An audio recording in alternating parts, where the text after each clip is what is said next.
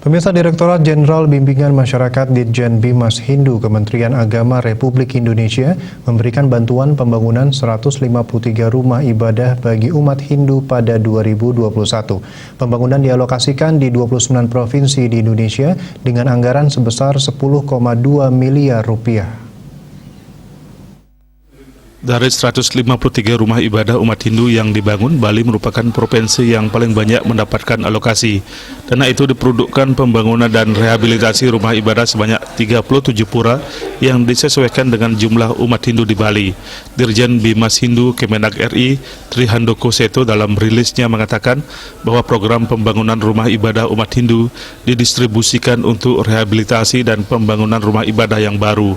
Ada yang dialokasikan untuk pembangunan rumah ibadah yang baru, ada juga yang dialokasikan untuk rehabilitasi rumah ibadah umat Hindu yang sudah tidak memadai.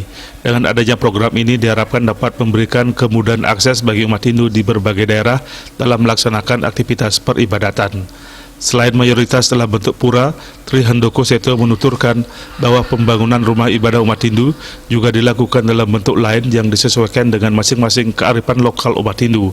Ada yang berbentuk kuil untuk umat Hindu Tamil di Sumatera Utara, sanggar pemujaan bagi Hindu di Jawa, dan balai basaran untuk umat Hindu di Karingan, Kalimantan Tengah. Ragam etnis ini muncul sebagai bentuk kekayaan dan keberagaman Hindu Nusantara.